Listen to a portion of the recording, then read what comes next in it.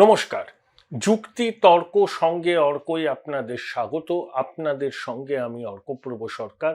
সবাইকে স্বনির্বন্ধ অনুরোধ জানাই, চ্যানেল সাবস্ক্রাইব করুন এবং থ্যাঙ্কস বাটনে ক্লিক করলেই আপনাদের সহায়তা আমার কাছে পৌঁছে যাবে। 8ই মার্চ নারী দিবস এবং সেদিন ভারত লাগাতার দুবার টি20 ওয়ার্ল্ড কাপ জিতল। সেই আবহে নির্বাচন কমিশনের ফুল বেঞ্চ কেরল থেকে কলকাতায় পা রাখল। মুখ্য সচিব শ্রীমতী নন্দিনী চক্রবর্তী স্বাগত জানালেন কমিশনের ফুল বেঞ্চকে। এয়ারপোর্ট থেকে বেরিয়ে নিউ টাউনের হোটেলে যাওয়ার পথে তৃণমূল বামেরা go back commission, go back Ganesh Kumar slogan দিলেন, ব্ল্যাক ফ্ল্যাগ দেখালেন। এগুলো হতেই পারে, গণতান্ত্রিক ব্যবস্থায় এটা গণতান্ত্রিক পদ্ধতিতে আন্দোলন, এতে নিয়ে আমার বলার কিছু নেই। অতীতেও হয়েছে এবং ভবিষ্যতেও হবে, যদিও পরিস্থিতি নিয়ন্ত্রণে ছিল। এখন প্রশ্ন হচ্ছে, সময় তো ঘনিয়ে এসছে। 5ই মের পর এই সরকারের আর মেয়াদ থাকছে না। তাহলে তার মধ্যে নির্বাচন করে একটা নতুন সরকার তৈরি করতে হবে।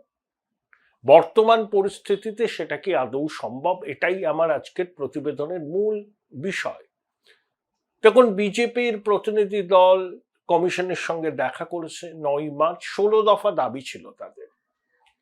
1 নম্বর দাবি হচ্ছে যে সংবেদনশীল, অতি সংবেদনশীল বুথগুলোকে আগে ভাগে চিহ্নিত করে পর্যাপ্ত নিরাপত্তার ব্যবস্থা করা। 2, ভয়মুক্ত গণতান্ত্রিক পরিবেশ যাতে হয়, মানুষ যাতে উৎসবের মেজাজে তাদের গণতান্ত্রিক অধিকার প্রয়োগ করে, সেটা কমিশনকে নিশ্চিত করতে হবে। 3, পুলিশ ওয়েলফেয়ার অ্যাসোসিয়েশনের মাধ্যমে প্রভাবিত করার চেষ্টা হয় পুলিশকে এবং কখনো কখনো ভোটারদের। বিজেপি দাবি করেছে যে পুলিশ ওয়েলফেয়ার অ্যাসোসিয়েশনের সমস্ত দপ্তর বন্ধ রাখতে হবে। 4, কেন্দ্রীয় বাহিনীর গতি প্রকৃতি নিয়ে আমার মনে অনেক প্রশ্ন আছে, অনেক দলেরই প্রশ্ন আছে।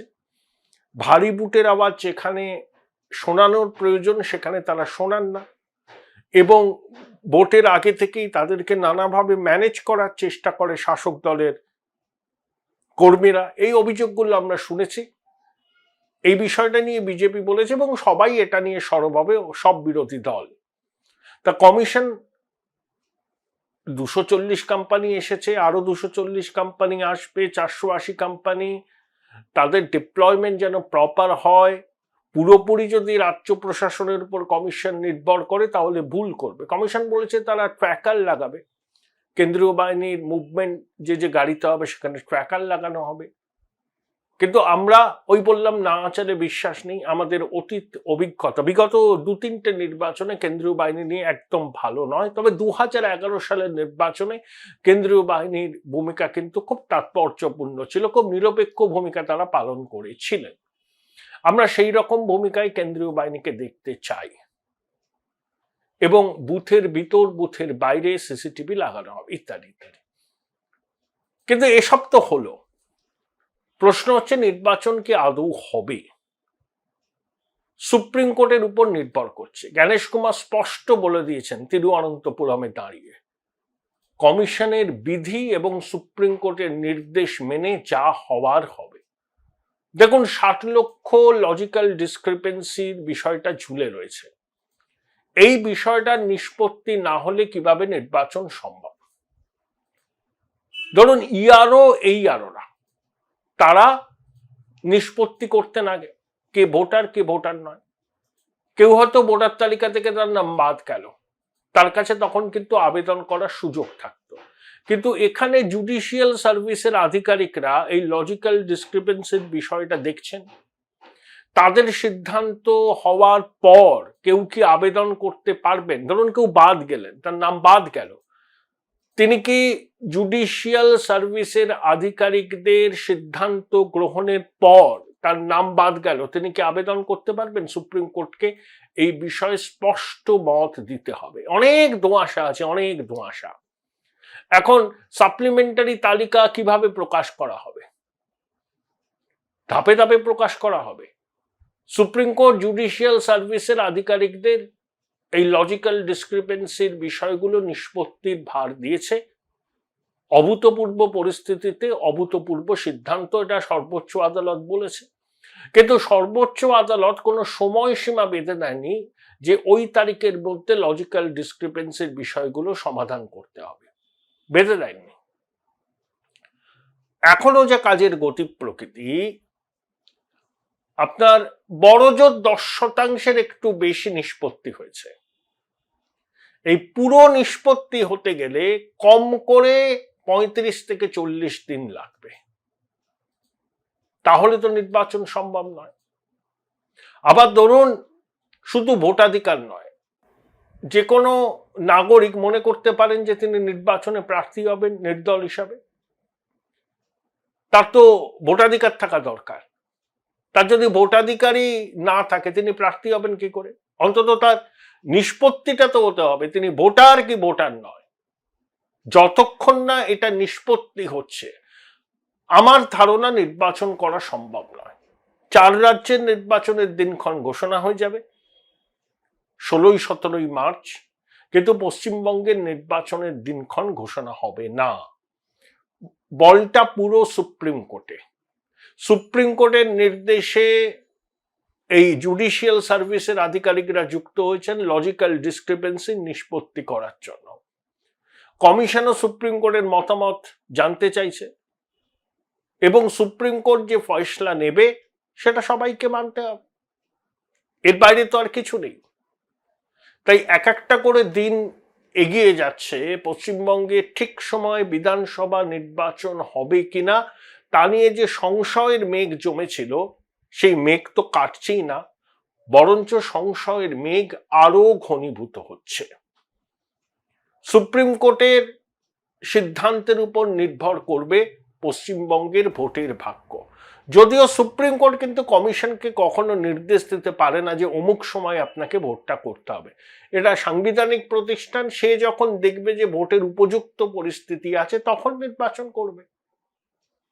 কিন্তু রাজনৈতিক মহলে গুঞ্জন, জল্পনা পশ্চিমবঙ্গ অভূতপূর্ব সাংবিধানিক সংকটের দিকে এগোচ্ছে এবং রাষ্ট্রপতি শাসনে রাজ্য চলে যাবে।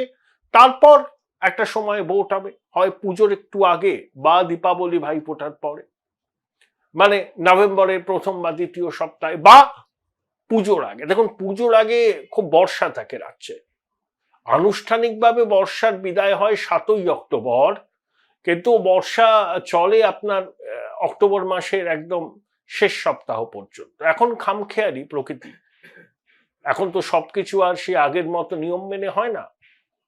তাই যদি শেষ পর্যন্ত রাষ্ট্রপতি শাসন জারি হয় এই সাংবিধানিক সংকটের জন্য, তাহলে আমার ব্যক্তিগত ধারণা ভাইফোঁটার পরে নির্বাচন হবে। দেখুন 1999 সালে লোকসভার নির্বাচন কিন্তু ওই পুজোর পরেই হয়েছিল। 2004-এ হলো এপ্রিলে, কারণ অটলজি প্রমোদ মহাজনের পরামর্শে শাইনিং ইন্ডিয়ার স্লোগান তুলেছিলেন প্রমোদজি, নির্বাচনটা 6 মাসে এগিয়ে এনেছিলেন। তারপর থেকে ওই সার্কেলে আমরা চলে গেছি। কিন্তু 99 সালে নির্বাচন পুজোর পরে হয়েছিল, নভেম্বরে। 2026-এর পশ্চিমবঙ্গে বিধানসভা নির্বাচন 1999 লোকসভা নির্বাচন যে সময় হয়েছিল সে সময় হতে পারে। পুরো বিষয়টা নির্ভর করছে সুপ্রিম কোর্টের নির্দেশের উপর। কিন্তু সবাই তো বলছেন যে সম্পূর্ণ ভোটার তালিকা ছাড়া ভোট নয়। বিজেপি বলছে no SIR no vote. SIR একটা চলমান প্রক্রিয়া। 60 লক্ষ মানে চারটিখানি কথা। সেই মানুষগুলো ভোটার কি ভোটার নয় তার নিষ্পত্তি না হওয়া পর্যন্ত কি করে ভোট হবে? এটা হতে পারে না। আমার ধারণা, অনেকের সঙ্গে আমি কথা বলেছি, যে তারাও বলছেন এই সাংবিধানিক সংকট থেকে মুক্ত হওয়ার একমাত্র উপায় হচ্ছে রাষ্ট্রপতি শাসন। দেখুন মাননীয় রাষ্ট্রপতি দ্রৌপদী মুর্মুর ঘটনা নিয়ে অনেকে হা হুতাশ করছেন, বলছেন আমাদের লজ্জায় মাথা হিট হয়ে যায়। আপনারা একটু অবাক করলেন। আমাদের লজ্জায় মাথা হিট তো অনেক হয়েছে। এর আগে কত ঘটনা ঘটেছে। যখন আরজিকর হসপিটালে কর্মরতা একজন মহিলা চিকিৎসক তিলোত্তমা ধর্ষণ করে খুন হয়। আরজিকরের পুরো নাম কি? রাধা গোবিন্দ কর। যেখানে গোবিন্দ জাগ্রত সেখানে রাধা নিগৃহীতা, লাঞ্ছিতা, ধর্ষিতা হন। এই রাজ্যে কথায় কথায় বিদ্যাসাগর, রবীন্দ্রনাথ, রামমোহনের কথা বলা হয় না? তাদের বঙ্গে শিক্ষকদের চাকরি খোলা বাজারে নিলাম হয়। সংখ্যালঘু তোষণকে শিল্পের পর্যায়ে নিয়ে গেছে এই সরকার। সংখ্যালঘু উন্নয়ন মাদ্রাসায় বাজেট বরাদ্দ 5,700 কোটি, তথ্য প্রযুক্তি এবং শিল্পায়নের ক্ষেত্রে নামকাওয়াস্তে। তাহলে এই সরকারের মানসিকতা এবং লক্ষ্যটা খুব স্পষ্ট, তোষণ। এগুলো উন্নয়ন নয়, এগুলো হচ্ছে তোষণ, ভোট কেনার কৌশল। যুবসাথীর ভাতা চালু হয়ে গেল, নতুন অর্থবর্ষ থেকে চালু হলে তার একটা বাজেট এস্টিমেট থাকে। দিদিমণির মনে হলো চালু করে দেবেন, চালু করে দেবেন, লাগে টাকা দেবে গৌরী সেন। পশ্চিমবঙ্গটা ওরা জমিদারি ভাবেন তো। তাই শ্রীমতী ভয়ঙ্করীর রাজত্বে লজ্জা টজ্জা পাবেন না, ওগুলোকে আমাদের সর্বংসহা হতে হবে। যতদিন এরা থাকবে ততদিন এইরকম ঘটনা ঘটবেই। আর দিদিমণি খুব ক্যালকুলেটেড করেছেন। আসলে এখান থেকে যে সমস্ত বিল রাষ্ট্রপতির টেবিলে পড়ে আছে, মানে অপরাজিতা বিল, রাষ্ট্রপতি সাইন করছেন না, খুব রাগ। পরিকল্পিতভাবে এটা করা হয়েছে। দিদিমণি প্রোটোকল জানেন না, তার চিফ সেক্রেটারি প্রোটোকল জানা নাই, বিশ্বাস করতে রাজি নয়। একজন ডিএম বা একজন জেলা শাসক আর একজন ওই শিলিগুড়ির মেয়রকে দিয়ে রাষ্ট্রপতিকে স্বাগত জানানো যায় না। নির্দিষ্ট প্রোটোকল আছে, মুখ্য সচিব, ডিজি বা ক্যাবিনেট মন্ত্রীকে থাকতে হয়। আলাপন বন্দ্যোপাধ্যায় যদি শাস্তির মুখে পড়তে পারেন, তাহলে নন্দিনী চক্রবর্তীকে স্পেয়ার করা হবে কেন? তিনি তো রাজ্যের সিভিল অ্যাডমিনিস্ট্রেশনের প্রধান। এই প্রশ্নগুলোর উত্তর নিতে হবে। তবে বিজেপি বিষয়টা নিয়ে যে সুর চড়াবে বোঝাই যাচ্ছে। নারী দিবসে প্রধানমন্ত্রী পর্যন্ত বলেছেন এই অহংকারের পতন অনিবার্য। আডবাণীজিকে ভারতরত্ন দেওয়ার একটা ছবি সমাজ মাধ্যমে তৃণমূল ছড়িয়েছে, কিন্তু ভারতরত্ন যখন দেয়া হয় তখন কিন্তু ওইভাবেই দেয়া হয়। ওটাই কিন্তু রীতি এবং ওটাই কিন্তু পরম্পরা। ঘোলা জলে মাছ ধরতে চাইছে তৃণমূল। আসলে দেখুন, অখিলগিরি একবার কুকথা বলেছিলেন মাননীয় রাষ্ট্রপতি সম্পর্কে। তখন তৃণমূল প্রতিবাদ করেছিল, অখিলগিরির মন্ত্রিত্ব গেছিল ঠিক আছে, কিন্তু অখিলগিরি হঠাৎ করে এটা করেছেন আমার মনে হয় না। মানে তিনি হয়তো বহিঃপ্রকাশটা ঘটিয়ে ফেলেছেন, কিন্তু আমি ওটাকে বিচ্ছিন্ন ঘটনা বলে দেখতে রাজি নই। দেখছেন তো কি রকম হলো। স্বয়ং দেশের রাষ্ট্রপতি, তাকে রাজনীতির আঙিনায় টেনে আনলো শাসক, এবং তিনি অসম্মানিত হলেন, মুখ খুললেন, দিদিমণি পাল্টা সওয়াল করলেন, এবং যে যুক্তি তিনি খাড়া করেছেন সেই যুক্তি অসার। রাষ্ট্রপতি বারে বারে আসেন না,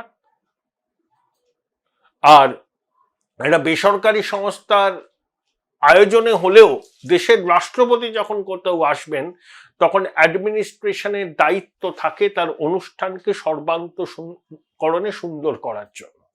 সব ছেদ যুক্তির অবতারণা করলে তো হবে না। বেসরকারি প্রতিষ্ঠান আমন্ত্রণ জানিয়েছিল, তাদের এই ধরনের লার্জ স্কেল অনুষ্ঠান করার ক্যাপাসিটি নেই, সেটাও নাকি জানানো হয়। কিন্তু রাষ্ট্রপতি যখন ব্যক্তিগতভাবে অনুষ্ঠানে আসার ব্যাপারে সম্মতি জ্ঞাপন করেছেন, তখন রাজ্য সরকারের দায়িত্ব সাংবিধানিক প্রধানকে যথোচিত সম্মান প্রদর্শন করা এবং অনুষ্ঠানটি যাতে সুন্দরভাবে হয় সেটা নিশ্চিত করা। কোন সংস্থার এর আয়োজক সেটা বড় কথা নয়। রাষ্ট্রপতি যখন রাজ্যে আসছেন, রাজ্যের দায়িত্ব তাকে যথোচিত সম্মান প্রদর্শন করা এবং তার অনুষ্ঠান যাতে নির্বিঘ্নে ভালোভাবে হয় সেটা নিশ্চিত করা। এর কোনোটাই করেনি। এটাই হচ্ছে এদের ট্র্যাডিশন। এটা সংবিধান মানে না। কথায় কথায় সংবিধান অবমাননা হচ্ছে, কোঅপারেটিভ ফেডারেলিজম বিপন্ন হচ্ছে, এইসব দুয়ো তোলে না শাসক দল, নিজেরাই মানে না। ইয়ারাপালের নিজেই এই রাজ্যে সংবিধান বহির্ভূত ক্ষমতার উৎস। ইন্দিরা জমানার যেমন সঞ্জয় গান্ধী, দিদিমণির জমানায় তেমনি ইয়ারাপালেন। এরা আবার সংবিধান পাঠ কি লোককে দেবে? সংবিধান বহির্ভূত ক্ষমতার উৎস যে যুবা পরোক্ষে সরকারি সিদ্ধান্তের অনেকটাই নিয়ন্ত্রণ করেন। যখন সরকারি দপ্তরের ফাইল পাওয়া যায় বেসরকারি প্রতিষ্ঠান আইপ্যাকের দপ্তর থেকে, তখন তাদের মুখে সংবিধান সংবিধান এইসব বলি না শোভা পায় না। তাই আপনারা লজ্জা টজ্জা পাবেন না। শ্রীমতী ভয়ঙ্করীর 15 বছরের রাজত্বে সর্বংসহা হন, তাহলে শান্তিতে অন্তত দুদণ্ড ঘুমোতে পারবেন। Join Indian Institute of Hotel Management now. Right choice, right decision.